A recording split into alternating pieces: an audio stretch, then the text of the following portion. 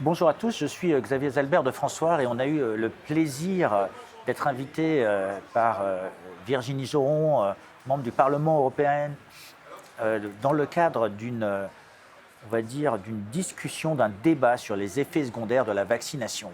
Merci beaucoup, Madame Joron, de nous avoir invités dans ce cénacle, le cénacle du peuple, où on est censé prôner les valeurs de la République et de l'Europe, de la transparence.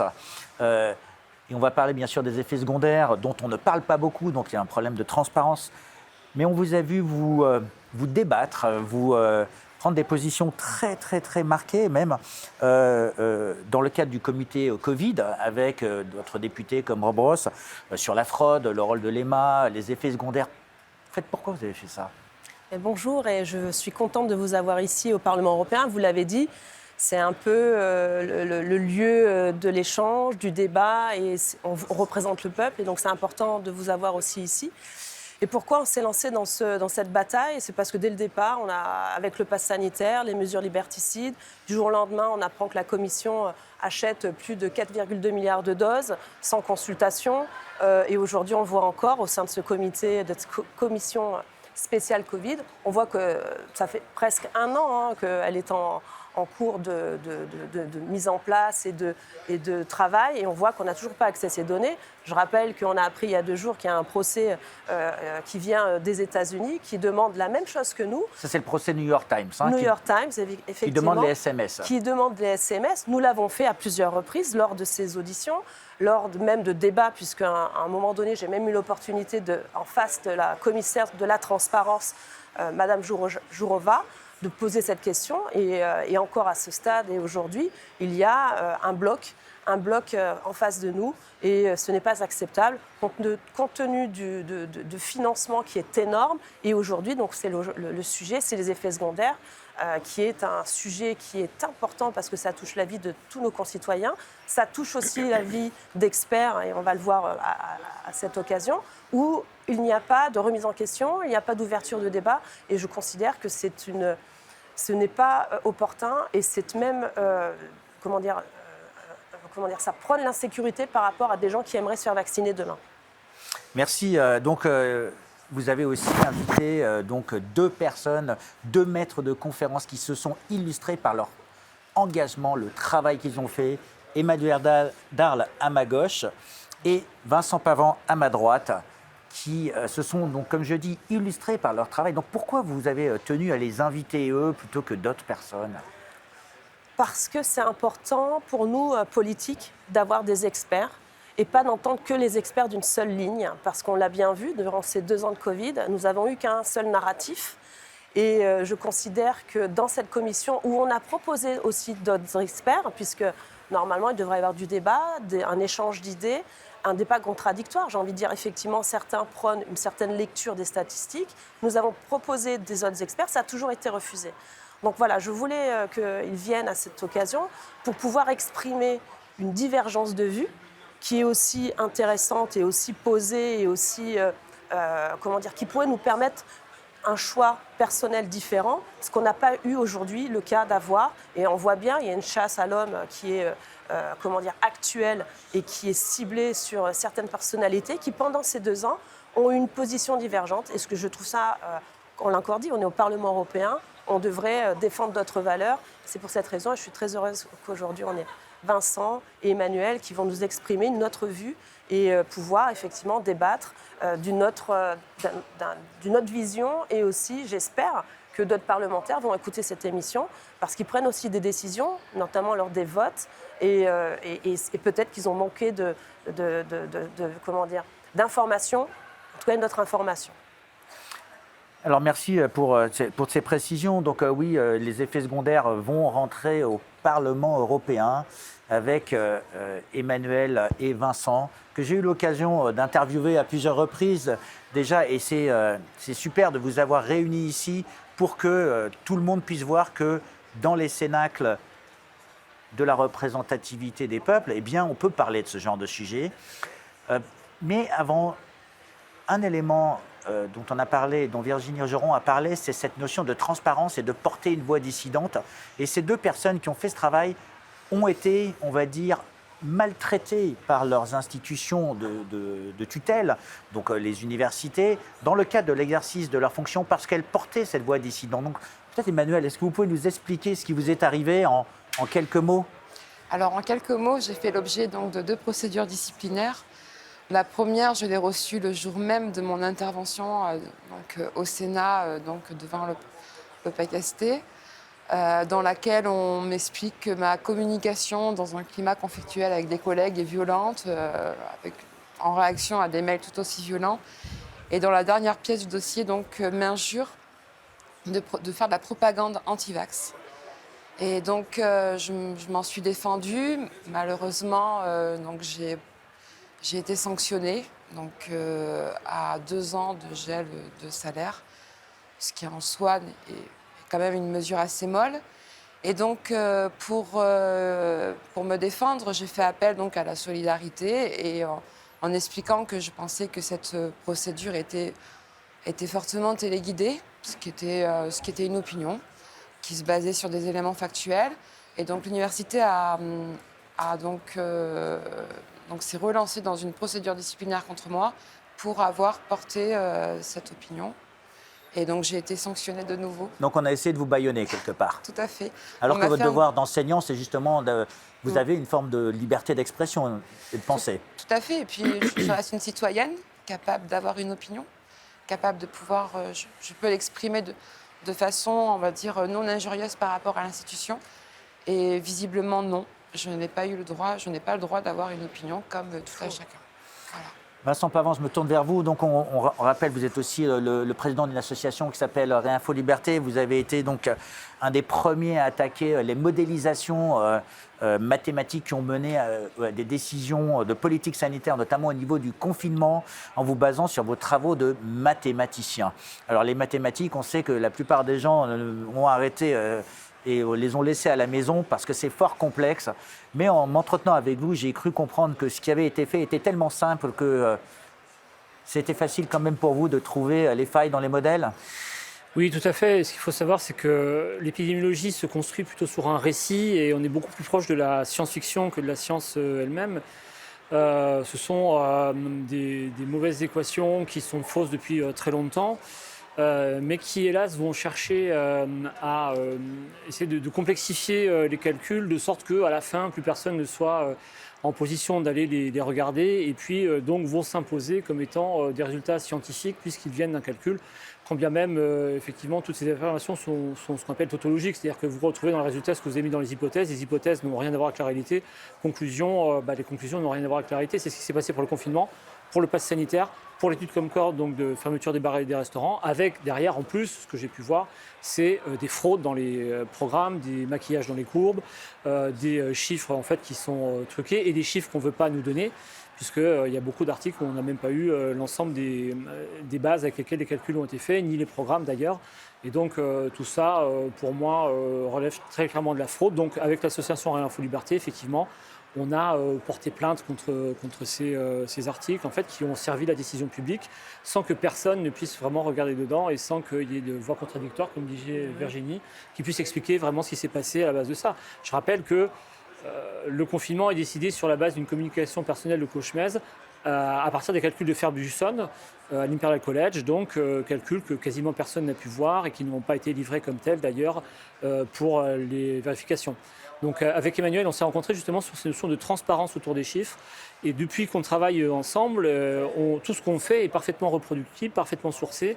Et donc c'est une des raisons pour lesquelles on a été, je pense, relativement épargnés, en tout cas par la critique. C'est parce que nos travaux sont extrêmement solides, sont ouverts à la communauté, sont parfaitement vérifiables et les conclusions sont hélas implacables sur à la fois les statistiques et les modèles. Alors cependant, vous avez fait vos travaux, cependant vous avez vous-même été embêté aussi par votre université puisque vous avez fait l'objet de sanctions. Tout ça, c'est parce que vous aviez votre libre arbitre, parce que vous avez fait du travail et vous pensiez que votre devoir de scientifique était de vous exprimer? Tout à fait, c'est exactement ça. Et puisqu'on est au Parlement et qu'il y a des lois qui protègent effectivement les citoyens, en particulier les enseignants-chercheurs, je tiens à signaler que Emmanuelle Darle et moi-même sommes ici au titre de certains articles de loi qui protègent justement les libertés académiques. donc le L123.9, le L141.6 et le L952.2, qui disent que non seulement l'enseignant-chercheur doit effectivement parler en tant qu'intellectuel spécifique s'il a des choses à dire, mais il a le devoir de le faire. Ça rejoint en cela effectivement la décision du Conseil de l'ordre sur Christian Perron, qui a bien dit qu'un médecin qui était en possession d'informations utiles effectivement pour les citoyens avait le devoir de s'exprimer. Ouais.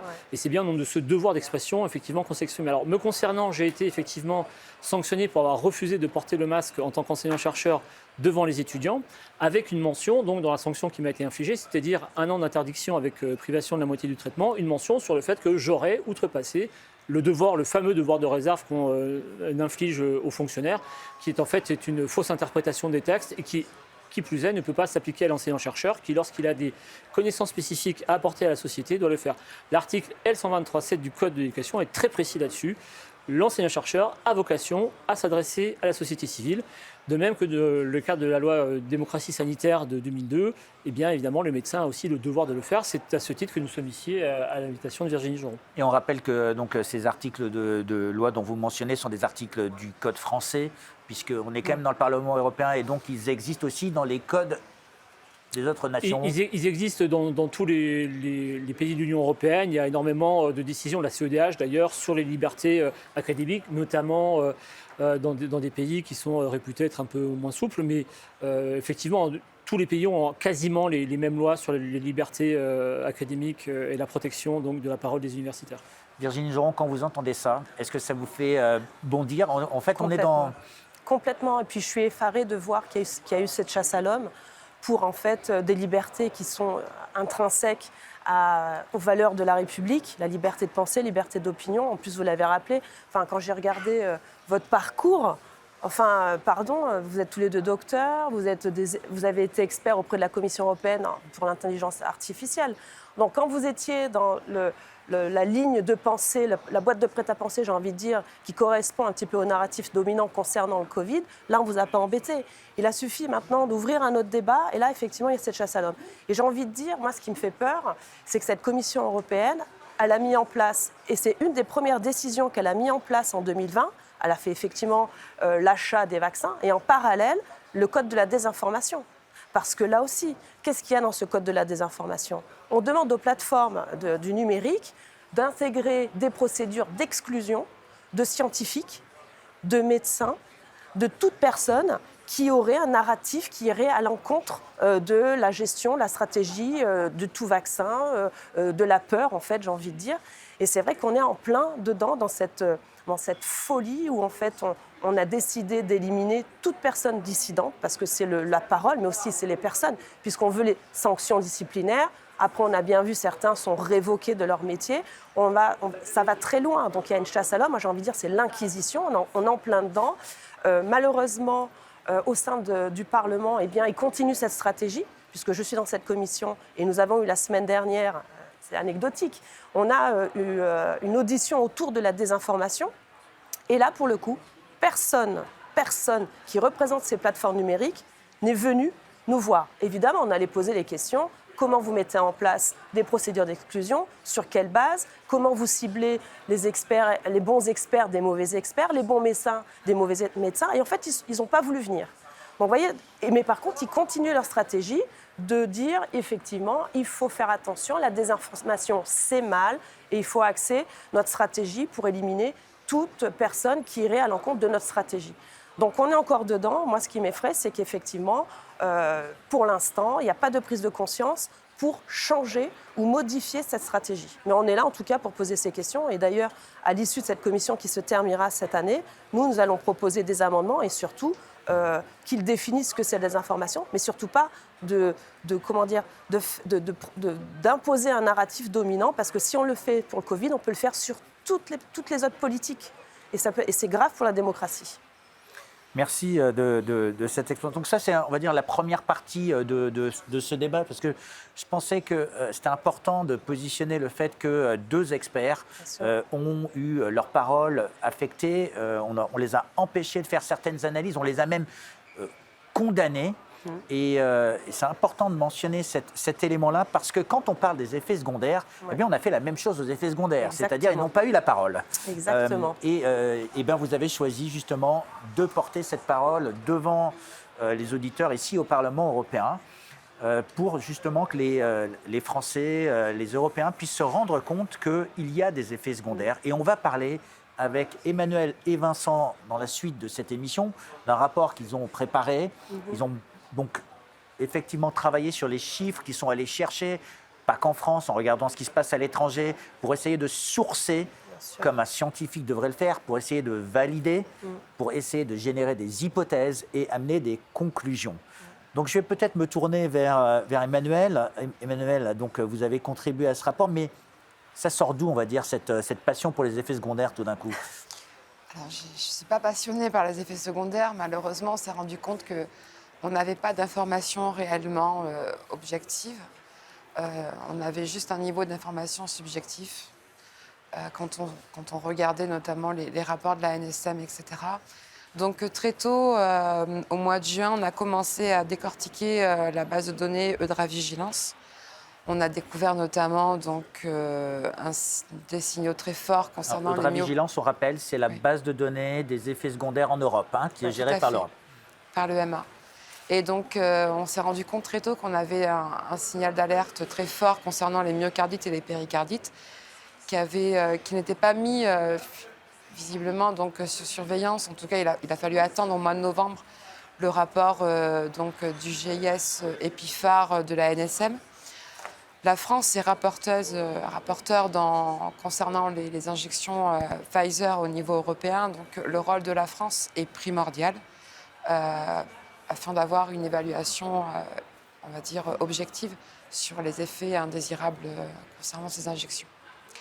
Et par la suite, on a ensuite décortiqué la base de données américaine, où là, on s'est rendu compte d'une augmentation inédite de plusieurs signaux d'alerte.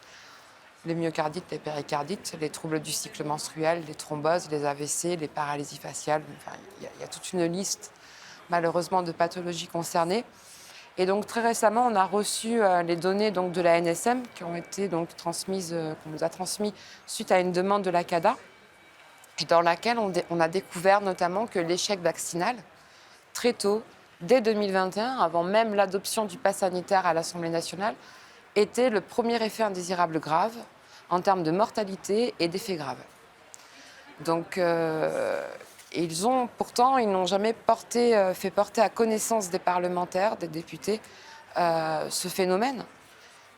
Donc Vincent pourra y revenir. Vincent, peut-être, donc on parle d'effets secondaires, mais c'est quoi un effet secondaire en fait?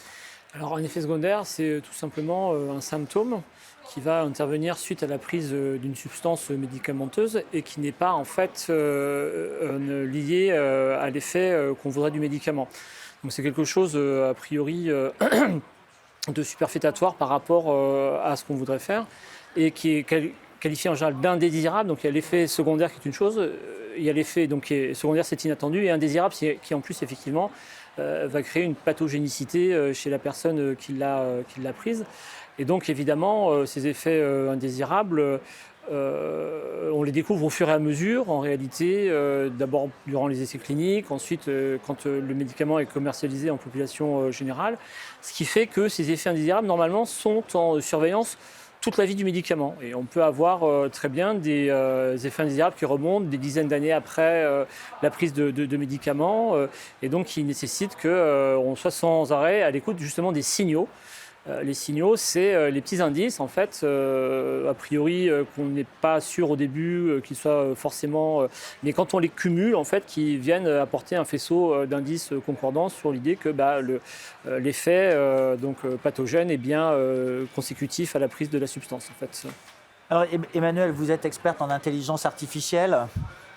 Est-ce que, on va dire, le réel et l'intelligence artificielle peuvent aider pour observer, pour quantifier ces effets secondaires? L'intelligence artificielle, c'est avant tout de la modélisation. Ça s'appuie principalement sur des très grandes masses de données à l'ère du big data. Et on pourrait éventuellement réfléchir à la mise en place au regard des données américaines, des données européennes, en vue de faire de la prédiction, mais ça resterait une probabilité qui ne reflèterait finalement qu'une partie du réel. Là, nous sommes quand même dans un essai clinique, on va dire, d'envergure, à taille réelle. Donc, la probabilité est totalement inconnue. On tomberait dans des probabilités extrêmement faibles de pouvoir... ce qui compte, en fait, avant tout, c'est de pouvoir, comme l'OPECST, en fait, l'a très bien marqué dans son rapport préliminaire, elle a mentionné notamment de la nécessité de remédier, d'utiliser des masses de données à la fois à l'échelle européenne et également américaine, ce qui n'est absolument pas fait en France. En France, la NSM se cantonne à utiliser les déclarations sous forme, on va dire, sous forme exhaustive. Ils omettent totalement les phénomènes de biais de sous-déclaration. Le phénomène également que déclarer en France relève pratiquement du parcours du combattant. Il y a également, bien sûr, les médecins qui refusent de faire des déclarations parce qu'ils statuent à la place des enquêteurs des CRPV que l'effet en fait constaté ne vient pas du vaccin, de façon totalement unilatérale. Et tout cela pose question. Voilà. Les CRPV, c'est les centres régionaux de pharmacovigilance. Vincent, avant de parler de cette fameuse balance bénéfice-risque, normalement, c'est quoi le process que doit suivre l'analyse des risques au travers de tout ça? Ce qui est très important, comme a rappelé Emmanuel, c'est que en fait, les risques doivent être au début rapportés sans essayer forcément de chercher un lien de causalité. C'est-à-dire que pour une simple suspicion chronologique, disons, ou pour un patient qui viendrait voir en disant, comme pour les effets de cycle, souvent les femmes, disant « moi je me connais très bien et en fait j'ai des problèmes de cycle depuis que j'ai une perturbation. J'ai une perturbation depuis le vaccin, il me semble que c'est ça ». Et c'est surtout pas, dans un premier temps, au médecin de décider si oui ou non il y aurait une imputabilité, une relation de cause à conséquence. Il faut savoir que les effets indésirables sont toujours reconnus d'une manière statistique. C'est-à-dire que si effectivement, du côté de la NSM, on voit arriver tout d'un coup effectivement 100, 1000, 10 000 personnes qui toutes en même temps se plaignent de la même chose sans qu'on sache a priori si c'était bien un effet de cause à conséquence, eh bien elle va dire ah oui effectivement là il y a trop de déclarations qui vont dans le même sens pour que ce soit du hasard et donc je vais investiguer un peu plus pour savoir si ensuite microbiologiquement par exemple bien je peux expliquer ces effets donc du vaccin sur les effets de cycle, pareil pour les myocardites, etc. Donc de toute façon le processus c'est il y a obligation pour les médecins de déclarer, même s'il n'y a aucune assurance, à partir du moment où il y a une simple suspicion, en général chronologique, mais pas que, eh bien de dire oui, je vais le déclarer pour que du coup, derrière, les administrations dédiées puissent elles, faire les statistiques, mettre en évidence les corrélations d'abord, corrélations qui vont ensuite évidemment être complétées par des analyses plus précises en termes de microbiologie, disons, de sorte qu'on puisse mettre en évidence après le lien de causalité. Donc si je comprends bien, ce que vous êtes en train de me dire, c'est que dès lors qu'il y a un dysfonctionnement et qu'on observe des dysfonctionnements, il faudrait juste les compter ? Oui, c'est ça, c'est-à-dire qu'on les met en comparaison justement, d'où le fait d'avoir accès par exemple aux autres vaccins, qu'est-ce qu'eux ont pu faire remonter comme signaux, comment on compare ce qu'on a pour les vaccins à ARN contre la Covid par rapport à toutes les autres formes de vaccins, de sorte qu'on mette en évidence eh bien, effectivement des choses anormales, des anomalies en fait, de manière statistique, c'est assez simple, et après à ce moment-là effectivement on peut tirer la sonnette d'alarme. Donc c'est vraiment ça le principe. Ça vient toujours de manière statistique, le plus souvent. Éventuellement, après, il y a des causes microbiologiques qui sont mises en avant, de sorte que... On ira après. Là, restons juste au niveau des dysfonctionnements. On observe ces dysfonctionnements. Il faut les signaler tout de suite. Et on les met dans un tableau et on coche à chaque fois qu'il y en a un, on les additionne. Exactement. Et c'est ce que vous avez fait, Emmanuel, quand vous avez analysé, vous avez analysé la somme de tous ces chiffres? Alors, j'ai analysé donc, les données brutes de la NSM. Et la NSM, déjà, on a relevé des problèmes, on va dire, de compétences au niveau technique, au niveau fondamental et rudimentaire au niveau du système d'information. Il n'y a pas de modélisation, c'est très compliqué à qualifier. Donc on s'est rendu compte notamment que le nombre de décès qui étaient reportés, donc qui étaient mentionnés dans les rapports officiels de l'ANSM, était sous-évalué de 30% au regard du nombre de décès qui apparaissaient dans les données brutes. Ça, c'est la première chose. Deuxième chose, c'est qu'il y a un problème de communication. C'est-à-dire qu'en fait, le premier effet grave et la première cause de mortalité, c'est l'échec vaccinal, qui a été mis sous surveillance par la NSM en mai 2021. Ce qu'on s'est rendu compte, c'est que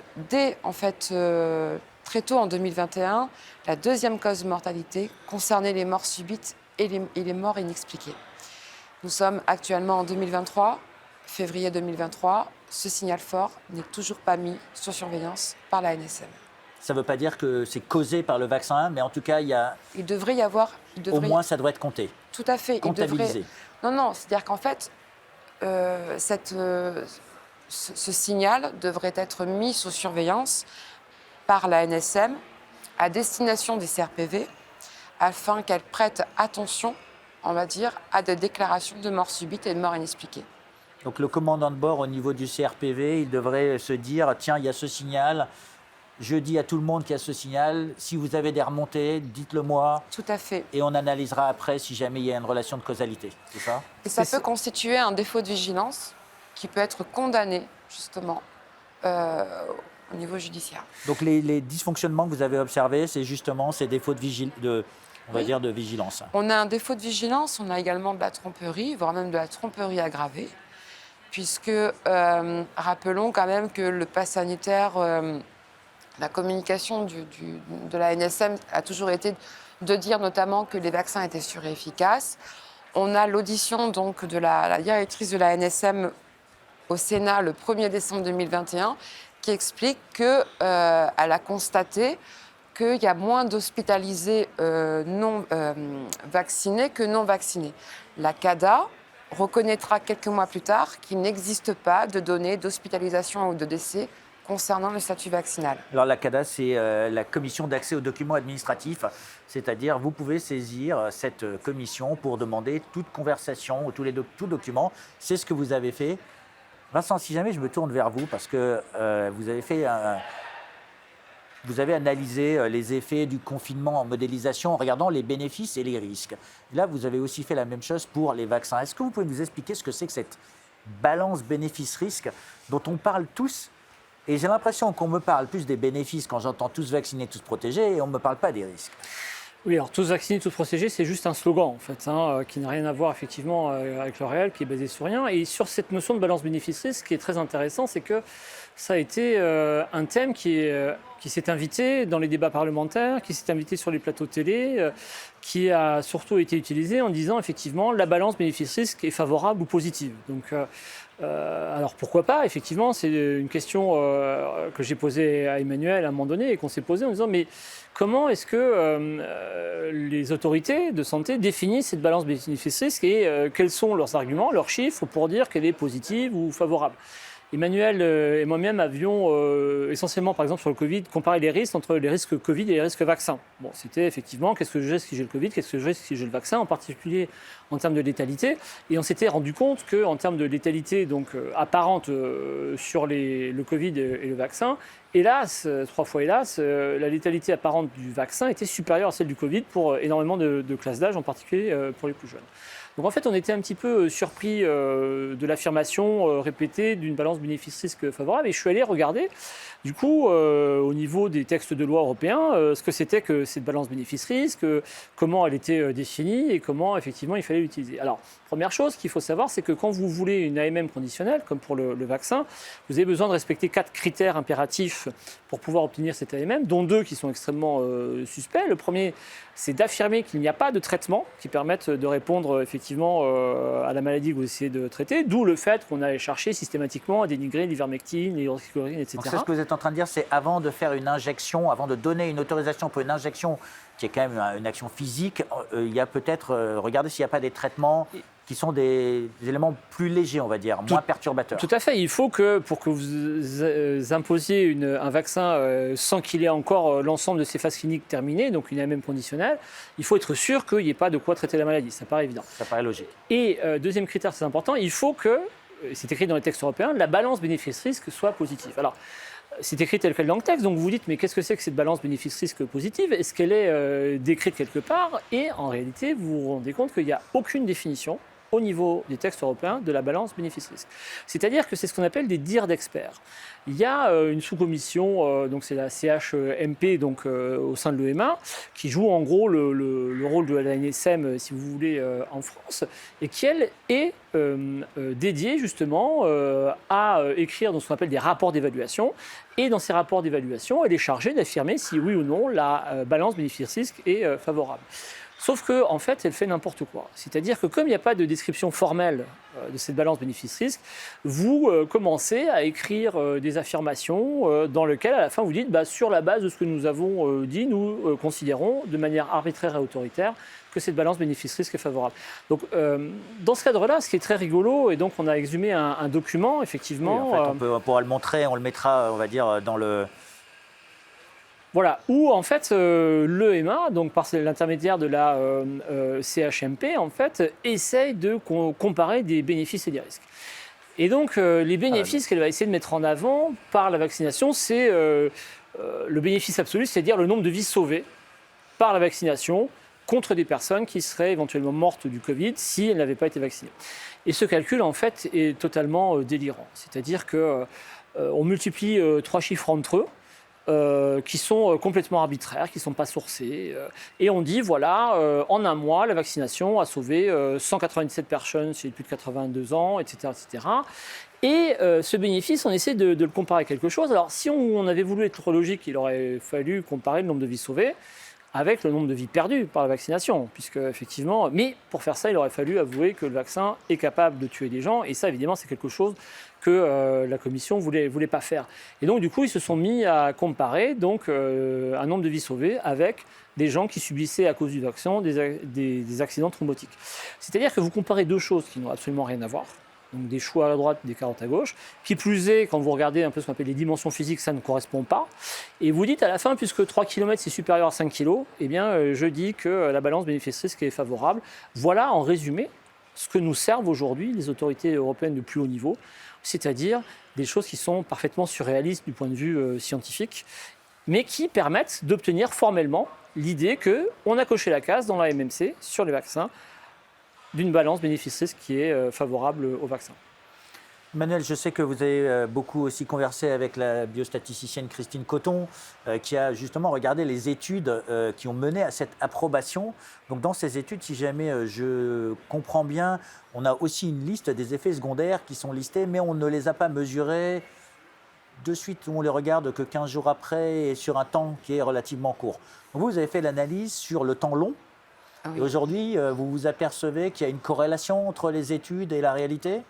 Alors, il y a quand même une forte corrélation dans la mesure où, par exemple, dans les données de la NSM, on apprend que 62% des décès surviennent entre J0 et J1. Et plus de 56% également au niveau des effets indésirables graves, entre J0 et J1, le jour même ou le lendemain de la vaccination. Ce qui est assez, en fait, les échelles sont peut-être un peu différentes, puisqu'après, il y a tout ce qui est lié à la déclaration. Mais effectivement, en fait, cette longue liste de pathologies, dont elle a montré notamment plusieurs fois, qui était dans les documents finalement de Pfizer, mais on va dire assez cachée, puisqu'elle apparaît dans une section d'une vidéo pendant 30 secondes, et après on n'en entend plus parler. Sont référencés notamment et référencés l'échec vaccinal, les problèmes d'AVC, de thrombose, de myocardite. Tout ça a été connu dès le départ. Donc, ce que vous êtes en train de dire, c'est que dans les études, on savait, mais on n'a pas voulu en parler. Tout à fait.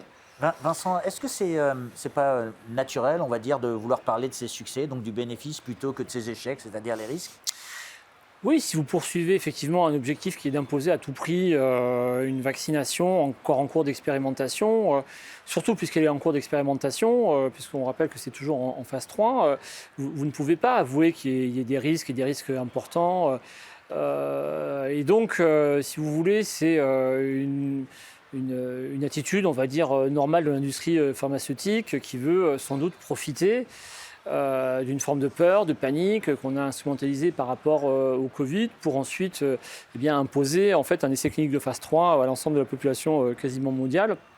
Avec derrière, effectivement, l'idée que, comme il n'y a quand même normalement pas d'obligation formelle en tout cas, un consentement libre et éclairé du coup qui va être un peu vicié, enfin qui va être même carrément vicié parce que on ne vous parle absolument pas des risques associés. Et pour revenir donc sur l'échec vaccinal dont a parlé Emmanuel, qui très tôt en fait est la première cause de décès Donc des à J0, à J0, c'est ce qui a aussi montré par le docteur Hervé Seligman dans les chiffres sur les données israéliennes, c'est ça? Exactement.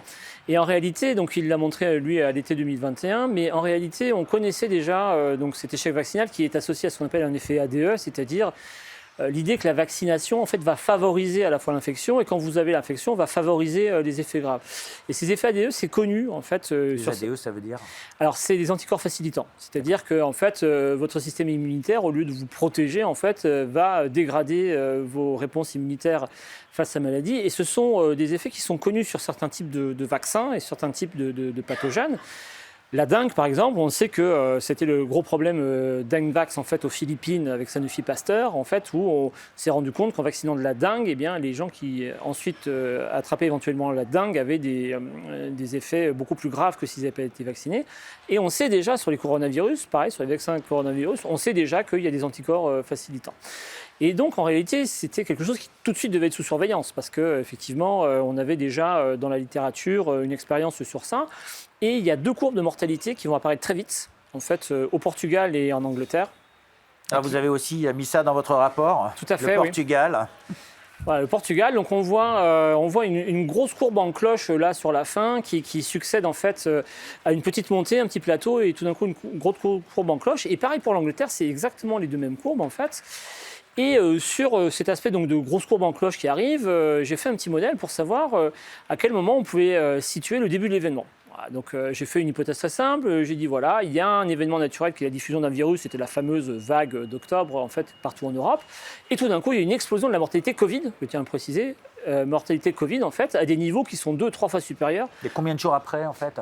Combien de temps après? Alors, ce qu'on voit, c'est que le début du phénomène correspond exactement au début de la vaccination. C'est-à-dire qu'en fait, quand vous cherchez l'origine du phénomène d'explosion de mortalité Covid, en fait, vous remontez exactement aux dates de première vaccination. Une analyse temporelle des données. Exactement. C'est une forme de corrélation temporelle. Exactement. Mais vous ne pouvez pas affirmer que c'est causal. Exactement. Moi, d'ailleurs, quand j'ai fait cette présentation au CIC, j'ai dit, moi, mathématicien, en termes d'études effectivement de temporalité, je peux vous dire que l'origine de ce phénomène de surmortalité Covid, il est situé à la date de première vaccination. Donc, mais je ne savais pas pourquoi ni comment.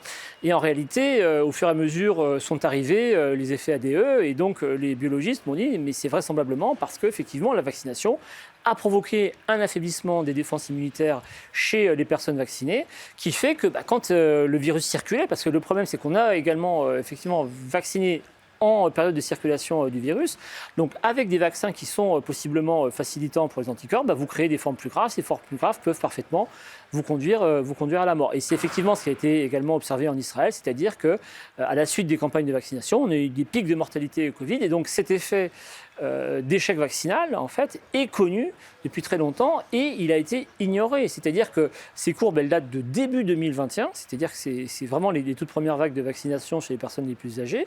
Et en fait, on a déjà des preuves statistiques qu'il y a un signal dont il faut tenir compte. Et il est d'autant plus intéressant qu'on sait par expérience que les effets ADE existent sur la dengue et sur d'autres coronavirus.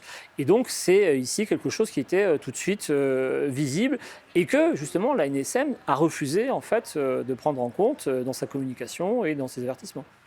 Donc, quelque part, ce que vous êtes en train de me dire, c'est que quand on a commencé à parler des myocardites ou des effets sur le cycle des femmes, on ne nous parlait pas d'un phénomène qui était plus important? Je crois que c'est l'arbre qui cache la forêt, quoi? Je crois que de toute façon, ils n'ont jamais eu on peut se poser la question sur la loyauté de leur communication. Dans le sens où, visiblement, le nombre de décès a été falsifié, où les fréquences d'apparition, l'incidence de certaines pathologies a été volontairement minimisée, car en fait, ils ne tenaient absolument pas compte du biais de sous-déclaration et considéraient simplement leurs données comme étant exhaustives. Donc, dans tous les sens, de toute façon, de tous les côtés, y a malheureusement, je pense que la conclusion de tout ça, de toutes les analyses que nous avons faites, c'est qu'il y a un défaut de vigilance. Alors, avant de parler justement des détails et des effets secondaires en détail, j'avais une question pour Vincent Pavant. Quelque part, quand on préparait cette émission, on parlait de l'incitation que les médecins ont eue à vacciner les gens. Est-ce qu'ils ont une incitation à déclarer les effets secondaires? C'est-à-dire, je crois que c'était 80 € par vaccin. On les a payés 80 € pour déclarer les effets secondaires? Oui, tout à fait. Ça avait été rappelé très tôt par le docteur Christian Perron à l'époque, effectivement, quand on a mis en place les vaccinodromes avec des incitations financières énormes, des médecins qui ont vu leurs revenus exploser. Et à l'inverse, effectivement, malgré l'obligation qui leur est faite par le Code de santé publique, eh bien, des médecins qui rechignent à déclarer les effets indésirables pour une raison simple, c'est qu'effectivement, ça dure très longtemps de déclarer un effet indésirable. On estime que c'est souvent une quarantaine de minutes, peut-être 45 minutes, avec effectivement aucune contrepartie financière là-dedans, avec également des patients qui eux-mêmes en fait, avaient beaucoup de mal à déclarer eux-mêmes ces effets indésirables, parce qu'ils pourraient le faire eux-mêmes. Simplement, c'est une procédure effectivement technique, il faut se connecter avec une plateforme, il faut beaucoup d'informations, notamment le numéro de l'eau, que beaucoup effectivement de patients ne connaissent pas, n'avaient pas, parce qu'il ne leur avait pas été donné. Alors, le médecin peut retrouver ça, mais ça lui prend du temps, justement. Et ce temps-là, comme il n'est pas rémunéré, c'est une première chose. Et deuxième chose, en fait, comme le rappelait Emmanuel, en fait, dans sa communication à l'adresse des professionnels de santé, justement sur la fréquence d'apparition d'effets indésirables, notamment les myocardites, l'ANSM a volontairement, en réalité, minoré dans sa communication, sans doute par un facteur 20 à 10 et peut-être même plus 100, un certain nombre d'effets indésirables, notamment les myocardites qui sont remontés très vite, en réalité, dès l'été 2021 en Israël, qui a été la première effectivement à signaler ça. On rappelle la mort en juillet 2021 de Maxime Beltra, donc justement d'une myocardite. Et donc, en fait, comme l'ANSM a minoré volontairement et même a trompé, on a un document très précis où on voit très bien que l'ANSM cherche à tromper les médecins sur les fréquences d'apparition d'effets indésirables, eh bien, les médecins ont été sans doute incités à ne pas considérer. Et donc, ils ont fait ce qu'ils ne devaient jamais faire, c'est-à-dire eux-mêmes essayer de chercher l'imputabilité sur le cas direct, au lieu de le faire remonter, j'allais dire, sans trop se poser de questions, comme le protocole les y oblige. Donc oui, on a vraiment, si vous voulez, deux choses. Une communication, les vaccins sont sûrs et efficaces, vous êtes incité financièrement à le faire. Et de l'autre côté, une communication de la NSM qui volontairement minimise les risques, avec une procédure très lourde pour laquelle vous n'êtes pas rémunéré. Donc quand vous faites le bilan de tout ça, effectivement, eh bien, on voit bien que les médecins préfèrent vacciner en disant que c'est sûr et efficace que de prendre le temps de faire remonter un effet indésirable pour lequel la NSM dit que de toute façon, il n'y a pas de corrélation. Et je tiens à rajouter aussi quand même, quand vous discutez avec de nombreuses victimes, elles vous mentionnent, enfin elles vous racontent en tout cas que leurs médecins ne leur ont jamais expliqué qu'il y avait des effets secondaires à ces vaccins. Donc, dans le cadre du consentement libre et éclairé, il n'y en a pas eu. On leur a demandé de consentir à se vacciner sans leur expliquer les risques. Tout à fait. Donc, quelque part, le consentement est vicié. On a des centaines de victimes qui nous ont fait part que jamais ils n'ont reçu d'informations concernant les effets secondaires. Alors, c'est connu quand même dans le Lancet, dans le British Medical Journal, il y a depuis longtemps, donc ce n'est pas la période Covid, on le sait qu'il y a une sous-déclaration des effets secondaires, parce que c'est compliqué. Alors c'est assez marrant, parce que c'est assez facile de faire une injection, c'est assez facile de vicier le consentement, mais est-ce que l'incitation ne devrait pas être portée justement sur le risque? Puisque quelque part on fait prendre un risque, et ce risque, on ne peut pas revenir en arrière une fois qu'on a fait injecter. Oui, tout à fait. Et d'ailleurs, la question centrale est tellement celle justement du consentement libre et éclairé que mon interprétation sur la révocation du docteur Amin Umlil, en fait... C'est très bien de le saluer, oui. On salue Amin Umlil et on le soutient évidemment du plus profond de notre conscience et on remercie toute la parole qu'il a pu apporter sur ce consentement libre et éclairé, parce que Amin Umlil non seulement est docteur en pharmacie, mais également formé en droit, avec une maîtrise en droit. Et pour moi, une des raisons pour laquelle on l'a radié, c'est qu'on veut éliminer de l'équation une personne extrêmement gênante pour le pouvoir. On se souvient que son audition à l'OPQST le 24 mai 2022 avait été suivie par énormément de personnes. Il avait été particulièrement brillant, ce qui avait permis effectivement de développer ensuite sa parole dans les médias sur cet aspect de consentement libre et éclairé. Et c'est pour moi une des raisons pour laquelle on cherche évidemment à éliminer quelqu'un de gênant. Donc, il faut vraiment le soutenir par tous les moyens. Il y a des pétitions qui circulent sur sa position, de sorte qu'effectivement, alors j'espère qu'il gagnera en appel. En tout cas, ce ne serait effectivement que justice. Donc oui, la question du consentement libre et éclairé est tout à fait importante et elle repose, comme le rappelle très bien Minuit, sur une information claire et loyale. Et c'est le problème de cette information claire et loyale, si vous voulez, prendre le temps pour un médecin, effectivement, de proposer à son patient qui lui pose une question sur les effets indésirables, sur la balance bénéfice-risque, ça prend énormément de temps. Et là, ces médecins ne sont pas des statisticiens, ils n'ont pas les moyens, effectivement, d'aller, comme on l'a fait avec Emmanuel, explorer le VARS, explorer Eudravigilance, sortir des indicateurs, faire des comparaisons par rapport aux autres vaccins, etc., etc. Donc, ils en sont réduits finalement à avoir une information très pauvre qui est celle, en général, diffusée par la MNSM, c'est-à-dire les rapports de CRPV, qui sont absolument édifiants, hein, parce qu'il n'y a rien, on ne sait pas comment les calculs sont faits, même quand vous essayez de refaire les sommes, ça ne tombe pas juste. Enfin, il y a vraiment des horreurs et des erreurs absolues. Et par conséquent, de toute façon, ces médecins sont démunis dans l'information claire et loyale parce qu'on ne leur fournit pas. Et c'est exactement ce qui a été pointé par si vous voulez, le rapport intermédiaire de l'OPQST sur les effets indésirables. J'en profite pour signaler que l'OPQST avait promis un rapport définitif fin octobre 2022. Ce rapport n'est toujours pas sorti. Il y a eu des relances de la part des sénateurs, notamment la sénatrice Laurence Muller-Bronn. Ce rapport, manifestement, ne sortira pas. Et donc, il est très important qu'on puisse avoir néanmoins un rapport au moins définitif sur lequel on pourra se prononcer.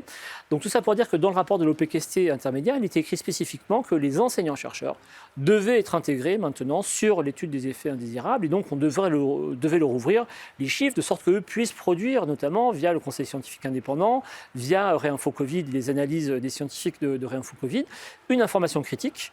Et par exemple, juste un petit exemple, sur les effets ADE, donc les anticorps facilitants, il y a eu un très très bel article qui a été paru dès 2022 sur le site de Réinfo Covid qui explique que c'est connu sur les coronavirus, c'est connu sur la dengue, et ça c'est une information médicale qui n'est pas distribuée par exemple par les NSM ou les CRPV et qui est en fait absolument fondamentale parce que si vous la liez à ce qu'on a vu effectivement en termes de mortalité Covid, ça permet aux médecins de dire attention, moi j'ai de l'information effectivement qui me dit après eux-mêmes peuvent venir nous contacter, nous faisons des choses reproductibles, nous faisons des choses sourcées et par conséquent ça permet effectivement que les enseignants-chercheurs et non pas seulement les administrations. Les administrations sont remplies de gens qui sont des docteurs etc. mais qui très tôt en fait abandonnent la science pour faire de l'administration, là où les enseignants-chercheurs restent dans des fonctions scientifiques et donc avec toujours la raison pour laquelle on a commencé Emmanuel et moi, c'est que nous en tant qu'enseignants-chercheurs quand on nous propose des chiffres, on va regarder derrière comment ils sont construits, on ne fait jamais confiance par principe et ça ne sert jamais d'argument d'autorité, simplement d'argument de débat et à la fin il y a une convergence pour être d'accord, mais c'est exactement ce qui manque aujourd'hui dans l'information libre et éclairée.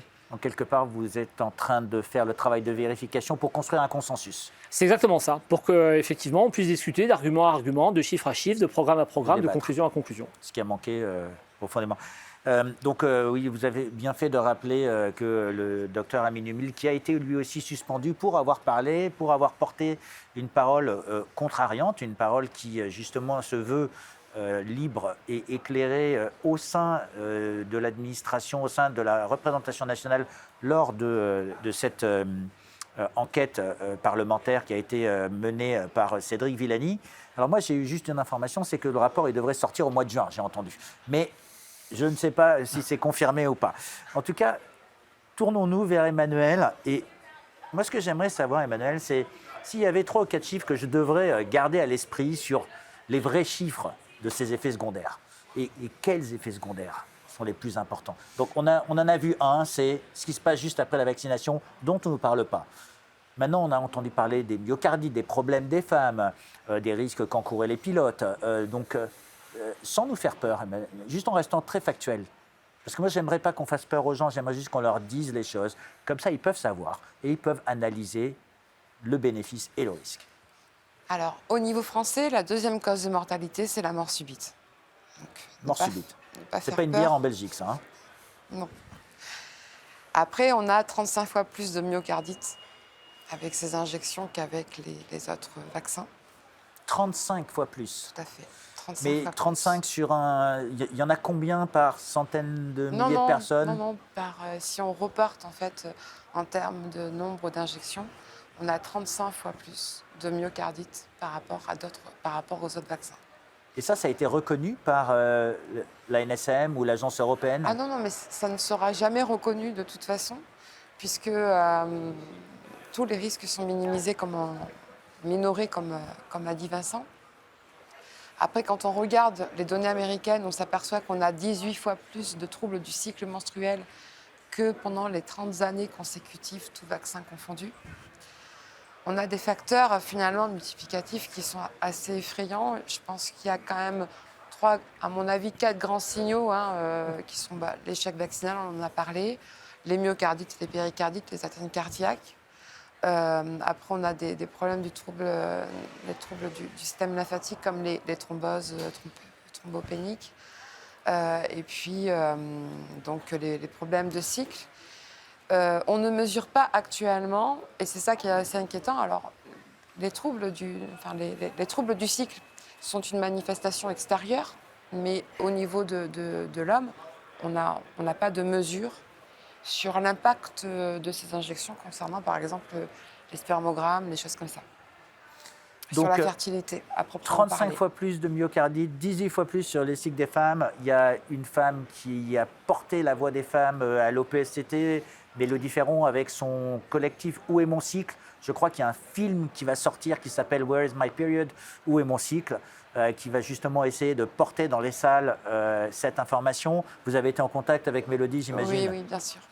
Et ces cas, ils sont vraiment avérés ou bien c'est juste encore une élucubration de l'esprit, ce 18 fois plus? Non, ils sont vraiment avérés. Alors, Mélodie est principalement mieux placée que moi pour en parler, mais on a beaucoup de femmes qui n'ont plus du tout leur cycle, des jeunes filles, notamment par exemple à partir de 12 ans. Ça peut commencer très tôt, qui commençaient à avoir leur cycle et qui n'ont plus du tout leur cycle. Des femmes qui ont perdu leur utérus, donc là, malheureusement. Et puis aussi des femmes qui étaient ménopausées, notamment vers 70 ans, et qui sont remis à avoir leur cycle de façon totalement étrange. Donc c'est pas une légende urbaine, malheureusement. C'est pas non plus ces femmes, parce que l'EMA a stipulé que ça pouvait être multifactoriel, avec notamment un effet psychologique. Un peu, vous savez, la caricature d'une femme, de la femme qu'on peut se faire dans certaines sociétés un peu hystériques, etc. Malheureusement, non. Ce sont des femmes très, très saines d'esprit. Donc, je pense qu'on a un véritable problème de santé publique. Et malheureusement, effectivement, alors quand on voit que l'Union européenne a acheté des milliards de doses, donc Virginie Juron, je crois, a parlé de 4,7 milliards de doses en 2020, en 2021, 2020, C'est quelques 2021. 10 doses par personne. Ça fait 10 doses. 10 doses par citoyen européen. Oui, de 0 à 200 ans, quel que soit leur âge. En 2022, il y a eu 650 millions de doses qui ont été achetées. En 2023, là, ils sont en train de négocier au niveau du prix. On atteint des milliards et des milliards d'euros au niveau de la Commission européenne. On peut s'interroger longtemps, on peut s'interroger en tout cas de façon légitime, est-ce qu'il ne s'agit pas à un moment donné du détournement de fonds publics? Voilà. 35, un facteur 18. Vincent, si jamais vous deviez enseigner à des élèves, est-ce que c'est significatif? Oui, tout de suite. Il y a un réflexe qu'on a quand on fait des sciences, de la physique notamment, mais l'épidémiologie est une forme de science physique, en fait, de physique statistique, c'est que tout de suite, c'est les ordres de grandeur qui doivent importer. C'est vraiment la première chose. Et quand vous voyez effectivement, très tôt d'ailleurs, parce qu'en réalité, ces signaux sur les myocardites, les effets de cycle, les thromboses, les échecs vaccinaux, arrivent très très vite en fait dans les bases de pharmacovigilance. Et ils arrivent avec des facteurs d'échelle qui sont ce qu'on appelle incommensurables, c'est-à-dire qu'on ne peut même pas les comparer tellement effectivement il y a de différences. Et là, tout de suite, c'est quelque chose qui doit vous interpeller. Et en fait, nous, c'est ce qui nous a tout de suite interpellés en tant que physiciens, en disant, mais c'est pas possible, si vous avez un seul vaccin en une année, qui va provoquer 18 fois plus de signalements que sur les 30 vaccins pendant 30 ans réunis, Bon, voilà, il n'y a pas besoin d'aller plus loin. C'est tout de suite quelque chose qui est absolument, qui saute aux yeux, comme on dit, et il n'y a pas besoin d'aller plus loin pour dire stop, on arrête. Là, il y a un vrai problème sur les effets cycles, les myocardites, etc. Donc les myocardites, c'est un facteur 8, un seul vaccin en un an par rapport à 30 comparé sur effectivement 30 années réunies, etc., etc. Et par conséquent, les autorités ne pouvaient pas ne pas savoir, sauf qu'elles ont fermé leurs yeux. Alors évidemment, on va dire en France, c'était peut-être pas tout à fait ça, mais il y a une obligation dans les textes de loi de la part des autorités d'utiliser tous les moyens disponibles en fait pour pouvoir évaluer les signaux. Comme là, on avait effectivement des vaccins qui étaient dispensés sur toute la planète, avec en particulier un système de surveillance aux États-Unis qui est quand même plutôt pas mal fait, le VAERS. Ils ont mis en place en plus un système qu'on appelle de pharmacovigilance active, qui est le VSAFE, c'est-à-dire que là, vous attendez pas que les signaux remontent, vous allez vous-même les chercher. En réalité, on avait toutes les bases de données, l'EMA, et ce qu'a très bien démontré Emmanuel, puisqu'elle a fait vraiment un travail très approfondi, c'est qu'on retrouve en plus sur le VARS et Eudravigilance des indicateurs communs quasiment à la virgule près. C'est-à-dire que dès le mois, on va dire, de juin 2021, où on commence notamment la vaccination en population générale sur les jeunes, avec quelques pays qui sont en avance, Israël notamment, on a déjà tous les signaux qui apparaissent, mais qui sautent aux yeux. C'est-à-dire ces ordres de grandeur, comme je vous dis, qui sont incommensurables et qui font qu'il faut tout arrêter en urgence. Enfin, c'est une certitude. Et en réalité, on a préféré faire comme si tout ça n'existait pas. Et en particulier, on a refusé la discussion avec les anciens chercheurs. Je peux vous parler d'un chercheur qui s'appelle Bernard Bégaud, qui est un des pontes de la pharmacovigilance en France, avec qui on a échangé quelques mails et qui nous a dit « mais ce que vous faites sur le VAERS, c'est n'importe quoi ». Alors évidemment, il n'a pas pu le justifier parce que c'est tout sauf n'importe quoi ce qu'on fait. Mais en fait, très tôt, je pense qu'il y a eu également de la part des gens de la pharmacovigilance cette idée que au fond, eux-mêmes ne voulaient peut-être pas supporter la responsabilité de tirer la sonnette d'alarme. Ils ont eu un peu peur face à la machine exécutive, médiatique qui était mise en place. Et donc, les signaux étaient connus et en fait, on a fait comme si on ne les voyait pas. Alors moi, ce que j'apprends là, jusque-là, c'est que, ce que je vais essayer de résumer, donc le premier effet secondaire, c'est juste après la vaccination, c'est l'échec vaccinal. Deuxième chose, c'est les myocardites, 35 fois plus de signaux. Après, les effets sur les femmes, 18 fois plus. Et vous me dites que, en fait, la première des choses qu'on regarde, c'est l'ordre de magnitude. Donc, on est censé être capable de l'observer. C'est ça ? Il y avait aucun souci pour voir que, et quand vous tracez ce qu'a fait Emmanuel depuis le VARS, les comparaisons sur le nombre d'effets déclarés, sur ce qu'on a dit, myocardite, etc., on ne voit même pas ce qui se passe dans les années précédentes, tellement ce qui se passe en 2021, 2022 écrase le tout. C'est-à-dire qu'il n'y a pas besoin d'avoir fait Polytechnique, ni d'avoir fait médecine et une spécialisation en santé publique pour arriver à ça.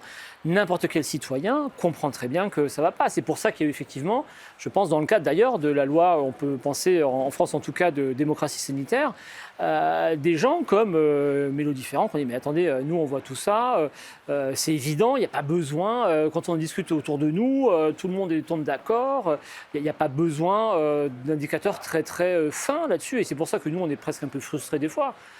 Parfois c'est tellement simple qu'on se dit non, bon, c'est pas possible qu'on en arrive à ne pas voir ça quand même. Donc oui, il y a des vrais problèmes d'ordre de grandeur qui sont incommensurables. Alors Virginie Joron, qui nous a invités ici, vient de nous rejoindre. Elle s'était absentée pour aller prendre part au vote, donc pour remplir sa fonction démocratique. Quand vous les entendez dire qu'il y a 35 fois plus de risque de myocardite, 18 fois plus sur les effets secondaires, sur les cycles des femmes, que cet ordre de magnitude est visible, que quelque part, on a l'impression que la pharmacovigilance n'a pas voulu voir. Qu'est-ce que ça vous fait en tant que parlementaire ? Encore une fois, ça m'effraie parce que ces chiffres qu'ils ont bien décortiqués, on les a aussi directement par ces offices. Et j'étais une des premières à avoir soulevé ce sujet des effets secondaires. J'avais déposé une résolution en 2021, septembre 2021, tout de suite, parce que ça a été le premier rapport qui est sorti de la NSR. Donc là, on avait quand même des chiffres qui étaient concrets. Et donc, j'avais déposé cette résolution. Alors, j'avais été attaquée à l'époque pour fake news. En tant que député européen, j'ai le droit de déposer une résolution pour demander à l'époque un fonds d'indemnisation des victimes des vaccins contre la Covid, mais surtout pour mettre ce sujet sur la table. Quid des effets secondaires ? Parce que le problème avec ces contrats d'achat qui ont été passés par la Commission, on se rend compte, qu'on n'a toujours pas accès à ces contrats, et surtout, à la lecture des clauses qui ont été hackées, on voit que la responsabilité du laboratoire est un peu exclue du bateau. Ce qui veut dire que ça va être, on le sait très bien, en France, c'est très difficile d'attaquer un laboratoire, ça prend des années. Et puis moi, j'ai envie de dire, quand on a une autorisation sur la mise sur le marché par l'EMA, qui est provisoire et conditionnelle, en même temps, on voit qu'il y a une explosion des effets secondaires. Ce n'est pas moi qui le dis, ce sont des chiffres officiels de l'Agence européenne du médicament, qui, à l'époque, répertoriait environ 1 million de cas d'effets indésirables, avec des chiffres très précis que vous pouvez retrouver sur le site pour Pfizer. À l'époque, c'était Pfizer, AstraZeneca, Moderna et Janssen. À l'époque, en septembre, c'était déjà 435 779 000 cas pour le vaccin de Pfizer. Donc ça a été déposé, ça a été balayé d'un revers de la main. Alors qu'est-ce qu'on a fait avec mes autres collègues députés européens? On a redéposé la même résolution 6 mois après avec les nouveaux chiffres. Et là aussi, pareil, toujours les mêmes vaccins, avec toujours la même problématique, avec, on voit bien, une augmentation des effets secondaires. Et pareil, la commission qui devait débattre sur ce sujet a, pareil, jeté cette résolution à la poubelle. Et ce sujet qu'on a aussi évoqué lors de l'audition de Pfizer à l'occasion de la commission Covid, moi, je suis intervenue sur ce sujet. Puisqu'on a maintenant des chiffres, on voit que Pfizer est ciblé avec ses problèmes, comme vous l'avez dit, de myocardite, péricardite, de troubles menstruels, où en fait, ils mettent bien dans leur rapport qu'il y a un lien direct. Là, maintenant, c'est fait. Et donc, la question, c'est est-ce que eux, Pfizer, ils ont mis en place une cellule à l'intérieur du laboratoire pour, je ne sais pas, mettre des fonds de côté pour les futurs appels ou enquêtes ou procès, et aussi pour voir s'ils débattent de cette question. Évidemment, c'était Janice Mon à l'époque, elle répondait, on l'a eu sur une autre question, pas sur celle-là, malheureusement. Et donc, c'est effrayant parce qu'il y a une volonté de ne pas ouvrir ce dossier. Donc, on a, avec mes collègues députés européens, toujours les mêmes, Rob Roos, Ivan Sinčić, Christian Terès, Mislav Kolukuzic, on va redéposer une nouvelle résolution puisqu'on a de nouveaux chiffres.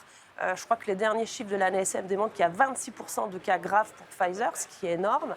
Et donc, pour enfin que cette stratégie vaccinale reste libre, reste aussi et surtout qu'on suspende, parce que ce schéma de mise en place d'une vaccination périodique, elle est quand même actée et elle est proposée à tous les 27 États membres. Aujourd'hui, ils sont déjà en train de mettre en place la 5e dose.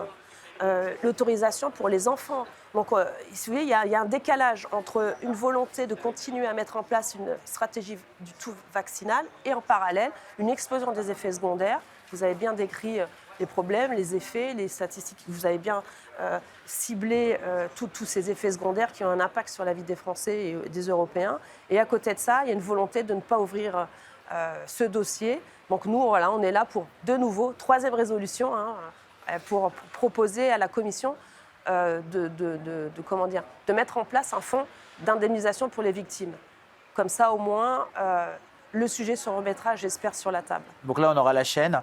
Voilà. Emmanuelle Darle, quand vous avez fait toutes ces analyses, quand vous avez porté cette voix, on va dire, dissidente, mais cette voix qui est quand même factuelle et basée sur vos analyses, on vous traite d'antivax. Quand vous entendez la députée Virginie Joron, ça vous rassure de savoir qu'il y a des politiques qui portent encore, qui vous soutiennent là-dedans? Qu'il y ait des politiques qui nous soutiennent, oui, évidemment, en fait. Mais il n'y en a pas assez? C'est un travail d'équipe. Non, il n'y en a pas assez parce qu'ils sont pris dans un narratif, malheureusement, qui est compliqué, je pense, à combattre aussi, de par les médias, le rôle des médias dans cette histoire. Mais je pense, en tout état de cause, qu'on pourra peut-être sortir vraiment de façon, on va dire, avec la tête haute, en faisant plus confiance aux chercheurs européens, aux institutions, on va dire, académiques, en ouvrant les données, en faisant preuve de transparence auprès de chaque citoyen. Et alors, nous, c'est ce qu'on avait proposé, c'était la mise en place d'un consortium européen de chercheurs pour analyser ces données brutes, pour pouvoir trouver en fait un interlocuteur, d'être un interlocuteur privilégié, pourquoi pas auprès du PRAC, voilà, pour essayer de faire un travail d'équipe, parce qu'à un moment donné, ça revient à combattre une information qui relève de la doctrine. Donc je pense qu'il faut avoir un outil objectif, mettre en place une méthode de travail saine et scientifique. Voilà. Alors, Virginie Jean, vous disiez jusqu'à présent qu'il fallait tirer les leçons, on va dire, parce qu'il y a une forme d'accélération du calendrier vaccinal et des obligations vaccinales. On va vacciner tout le monde et en même temps, on entend qu'il y a une explosion des effets secondaires. Ouais. Alors, il y a des États en Europe qui ont suspendu la vaccination, ou qui ont réduit, on va dire, le périmètre. Ouais. Vincent, est-ce que vous avez des exemples d'États qui ont justement tiré les leçons? J'en connais pas exactement. Je ne sais pas quels sont les États qui ont retiré. Moi, là, je vois que la stratégie de la 4e dose, le deuxième booster, ça fait plus rêver, on va dire. Quand je regarde les derniers chiffres que j'ai du Parlement européen, tout est sourcé. Je sors que des chiffres parce que là aussi, on est attaqué pour un nom par rapport à notre parole. Et donc, les derniers chiffres démontrent que la 4e dose, c'est 6,2% dans l'Union européenne. La Bulgarie, c'est le moins, 1,2%. Et le Portugal, c'est le plus 5%. C'est les chiffres de novembre 2022. Effectivement, il faut un peu réactualiser. Ce qui veut dire quoi? Ça veut dire que, effectivement, d'un côté, la stratégie de la 4e dose est un échec. Ça veut dire aussi, et on l'entend de plus en plus par rapport à ces contrats d'achat, puisqu'en fait, il y a une dynamique de commande. Il y a eu 4,6 milliards de doses qui ont été passées en 2020. Et là, il y a une renégociation d'achat de 500 millions de doses pour 2024. Ce qui veut dire qu'on continue cette stratégie, il y a un décalage. Et on voit bien que certains États membres veulent sortir de ces contrats, donc les pays baltes. La Pologne, à un moment donné, a dit « Attendez, il faut arrêter de commander pour nous ». Et vous avez la Hongrie aussi qui veut freiner un peu cette commission qui veut continuer à commander, surcommander. Et là, il y a des chiffres qui sont effarants. Et là, je vais encore poser la question à la Commission. On va monter au créneau. C'est-à-dire la Commission s'est engagée à 4,6 milliards de doses. Et quand on voit les chiffres d'injections en Europe, on est à peu près à 900 millions d'injections. Un quart. Voilà. Où est passé le reste? Alors, ils nous disent que c'est parti chez COVAX. Donc là aussi, on a posé la question combien? C'est quand même de l'argent COVAX, public. c'est le mécanisme qui reprenait les vaccins et l'envoyait en Afrique, c'est ça? Surtout les AstraZeneca, dont plus personne ne voulait parce qu'ils ont vu effets secondaires. Il y a eu quelques décès malheureux suite à ces injections, notamment dans les pays nordiques.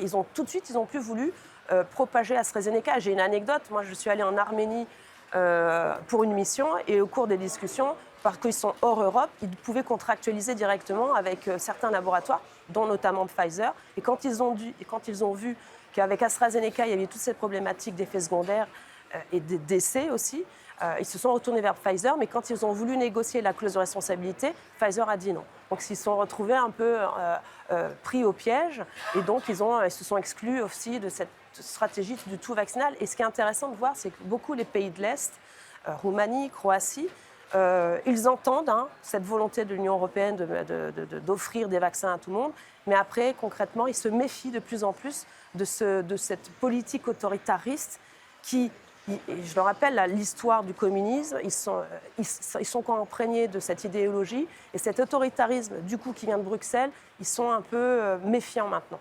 Alors, tel un tanker, il y a une forme d'inertie, c'est-à-dire que déjà, pour mettre en place la politique vaccinale, ça a été long. Puis après, ça avance et pour l'arrêter, ça devient difficile. Et donc, il n'y a que quelques petits pays qui, jusqu'à présent, ont pris des mesures. Dans les travaux que vous avez faits, donc on va prendre le VARS donc aux États-Unis, vous voyez aussi cette volonté d'arrêter ou de ralentir? Alors, au niveau du VARS, nous, on voit surtout les effets indésirables. Et on n'a pas observé, en tout cas, au niveau cinétique, on n'a pas observé de ralentissement, on va dire. Donc il y a toujours le train est en marche. Tout à fait. Donc il faut essayer d'arrêter ce train. Disons qu'il faut fournir, nous, notre seul but, c'est de fournir une information claire et loyale, de sorte que les gens puissent se déterminer. On n'est pas plus, Emmanuel, moi, que je pense autorisable anti-vax, ça n'a aucun sens. Simplement, il y a des vaccins qui sont effectivement efficaces, qui sont sûrs, d'autres qui ne le sont pas. Là, il se trouve que les résultats des calculs qui ont été faits montrent que, de notre point de vue, d'après les données qu'on a pu évaluer, il y a pas vraiment d'efficacité. L'échec vaccinal, c'est la première cause, effectivement, d'effets indésirables. Et il n'y a pas de sûreté. Les myocardites ont été exposés. Je rappelle 2 articles qui sont coïncidents sur l'idée que Il y a de 2,3 à 2,8% de myocardite suite aux injections. Donc, on avait rappelé avec les affiches qu'on avait produites à Toulouse par l'association Rien Faux Liberté. Nous, on avait calculé avec les effets de sous-déclaration un effet grave, un effet indésirable grave toutes les 100 injections. Hélas, on est exactement dans ce genre de chiffres aujourd'hui. Et par conséquent, voilà, il faut juste que les gens le sachent. Après, ils prendront leurs décisions en conscience. Alors juste, il y a eu un sujet dont on n'a pas parlé, c'est les suspendus. Ces suspendus, ces personnes qui n'ont pas voulu succomber, quoi qu'il en coûte, à cette injection et à cette obligation vaccinale. On en parle beaucoup. Est-ce que vous avez un mot à dire là-dessus? Oui, alors effectivement... Et je sais qu'il nous reste peu de temps. Donc oui. Nous avons financé avec Rien Faux Liberté des campagnes d'affichage pour les soutenir avec un site qui s'appelle Les Essentiels, sur lequel vous pouvez aller et qui est un travail de photographe sur les témoignages associés à ces gens-là qui sont extrêmement courageux et qui, pour moi, incarnent vraiment la résistance absolue aujourd'hui dans cette société. Virginie Joron, vous avez eu la courtoisie de nous accueillir ici. Je vais vous laisser le mot de la fin. Alors, on a appris beaucoup de choses avec ces deux spécialistes. C'est l'intérêt, ouais. C'est tout l'intérêt de vous inviter parce que c'est important de continuer à diffuser une autre information. Vous voyez bien, on n'a pas la liberté de parole dans tous les médias. Et je trouve qu'aujourd'hui, tout ce travail que vous avez fait aussi grâce à François a permis d'ouvrir le débat, d'ouvrir la porte à des gens qui ne prenaient pas la parole. Et c'est important parce que voilà, c'est le Parlement européen, ça incarne effectivement toutes ces valeurs d'échange, de liberté d'expression. Madame Metsola vient d'ouvrir la séance en rappelant que ça fait partie des valeurs intrinsèques de l'Europe. Donc voilà, je suis très heureuse de vous avoir eu aujourd'hui. Vous êtes de nouveau, le Parlement vous appartient. Vous serez de nouveau invité quand vous le souhaitez, parce que je pense que ceux qui nous écoutent ont besoin d'entendre ces paroles. Parce que, comme vous l'avez dit, la santé, le choix de se faire vacciner ou pas est important. Et avec ces débats, avec ces échanges d'idées, ça peut permettre effectivement un choix plus éclairé. En tout cas, merci à vous. Emmanuel Darl, merci Vincent Pavant, merci Virginie Joron de nous avoir accueillis ici. Merci à vous de nous avoir suivis pour cette émission qui était longue, mais j'espère qu'elle aura été surtout instructive et que vous avez pu avoir l'occasion d'en savoir plus sur ces effets secondaires. Ils sont rentrés au Parlement européen. Espérons qu'ils y resteront et qu'ils n'en sortiront pas par la petite porte, mais qu'on en tirera les leçons.